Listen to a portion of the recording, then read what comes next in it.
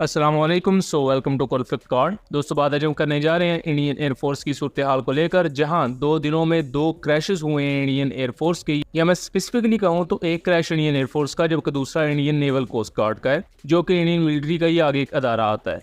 दोस्तों, जो Indian air force का क्रैश हुआ है वो पाकिस्तानी बॉर्डर के बहुत ज़्यादा नज़दीक हुआ है। उसके बारे में कुछ कॉन्स्पिरेसी थ्योरीज भी हैं जिनको डिस्कस किया जा रहा है सोशल मीडिया पर, और उसके साथ साथ जो इंडियन कोस्ट गार्ड का हेलीकॉप्टर क्रैश हुआ है उसके बारे में भी बात करेंगे।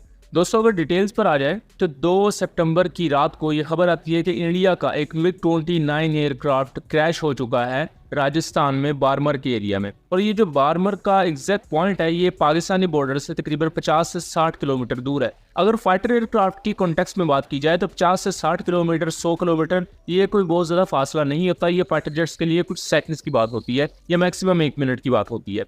तो पाकिस्तानी बॉर्डर के नज़दीक ये एयरक्राफ्ट क्या कर रहा था और मिस्टीरियसली इसका क्रैश हो जाना, कहा जा रहा है कि इसमें टेक्निकल फेलियर आया। इसके बारे में एक बहुत ही ज़्यादा अहम कॉन्स्पिरेसी थ्योरी ये पेश की जा रही है। मुख्तलिफ जो ओसेंट अकाउंट्स है वो भी इसे कवर कर रहे हैं कि पाकिस्तान की ये जो के बॉर्डर के बहुत ज़्यादा करीब था और पाकिस्तानी इंस्टॉलेशंस की रिकॉनेसेंस और जासूसी कर रहा था, तो पाकिस्तान ने जवाबी तौर पर अपने स्टैंड बेस्ड जैमर्स को इस्तेमाल करते हुए इसके सिस्टम्स को जैम किया, जिसकी वजह से इस इंडियन MiG-29 यूपीजी एयरक्राफ्ट में टेक्निकल फेलियर आया और उसी के नतीजे में ये क्रैश हो गया। अब दोस्तों, इसकी कोई हतमी कंफर्मेशन या ऑफिशियल सोर्सेज से कोई कंफर्मेशन नहीं है, लेकिन मुख्तलिफ ओसेंट अकाउंट्स इस चीज़ को क्लेम कर रहे हैं और इस चीज़ को बहुत ज़्यादा पजीराई भी मिल रही है सोशल मीडिया पर। और जो बाकी मैं आपको तफसीलात बताऊंगा वो इससे भी ज़्यादा शॉकिंग है। ये जो एयरक्राफ्ट क्रैश हुआ है ये इंडिया के नंबर 47 स्क्वाड्रन ब्लैक आर्चर से इसका ताल्लुक है।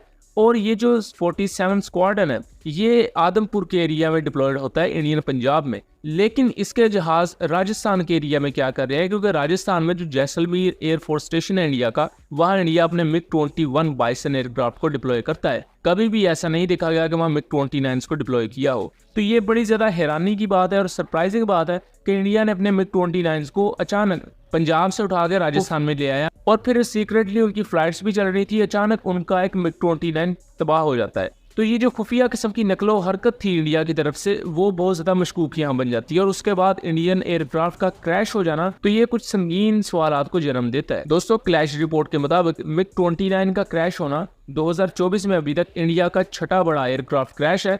और इसमें जो एग्जैक्ट क्रैशेस हुए हैं उनकी बात की गई है। जो नॉर्मल इनकी लैंडिंग फेलियर्स होते हैं या इमरजेंसी फेलियर्स होते हैं ये उनकी बात नहीं की गई। अगर उनका नंबर भी ऐड करेंगे तो वो 10 से तकरीबन 15 के दरमियान आएगा। और इसके अलावा यहाँ जो ड्रोन सिस्टम इंडिया के क्रैश हुए हैं उनकी बात भी नहीं की गई। ड्रोन सिस्टम के क्रैशेस ज़्यादा है, तो जो टोटल क्रैशेस हैं इंडिया के इस साल हुए वो तकरीबन 20 से भी ज़्यादा है। लेकिन ये जो बड़े एयरक्राफ्ट के वगैरह के क्रैशेस हैं ये 6 के करीब हो चुके हैं अब तक 2024 में। उसके साथ साथ दोस्तों 2 सितंबर को इंडियन एयरफोर्स का ये क्रैश होता है और 3 सितंबर की सुबह को ही पोरबंदर के एरिया में, जो कि इंडियन गुजरात के नज़दीकी वाक़या है, वहाँ इंडियन कोस्ट गार्ड का एक ध्रुव हेलीकॉप्टर समुद्र में क्रैश हो जाता है। शुरू में ये खबर आती है कि ध्रुव हेलीकॉप्टर मिसिंग हो चुका है, बट पता सभी को होता है कि ये क्रैश हो चुका है। लेटर ऑन फिर कंफर्मेशन आ जाती है कि ध्रुव हेलीकॉप्टर अरेबियन सी में गिरकर तबाह हो चुका है। और उसमें जो 3 लोग थे, ये जाहिर बात है फ्लड रिलीफ एक्टिविटीज में हिस्सा ले रहे थे, ये तीनों पर्सनल मिसिंग हो जाते हैं और अभी तक इनके बारे में कोई भी सुराग नहीं लग सका, ना ही इनके बारे में कोई ट्रेस किया जा सका है कि ये सुख जिंदा है या नहीं। अभी तक से मुराद जब मैं इस वीडियो को रिकॉर्ड कर रहा हूँ, हो सकता है जब ये वीडियो पब्लिश हो तब तक वो मिल चुके हों। इसके बाद दोस्तों इंडियन न्यूज चैनल की आपको मैं खबर दिखाऊं तो इस रिसेंट क्रैश के बाद तो इंडियन कोस्ट गार्ड के पास जितनी भी फ्लीट है ध्रुव हेलीकॉप्टर की, उसको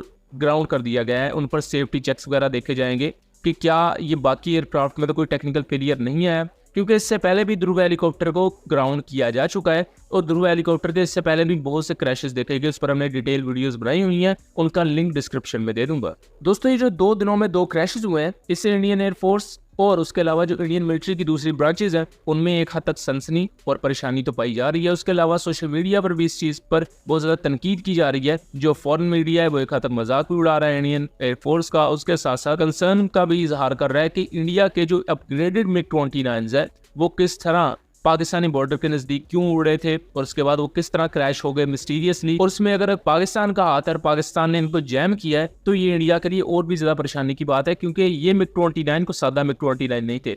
अभी तक दुनिया में जितने भी बेहतरीन MiG-29 अपग्रेडेड है उनमें से एक इंडियन एयरफोर्स के MiG-29 यूपीजी एयरक्राफ्ट है।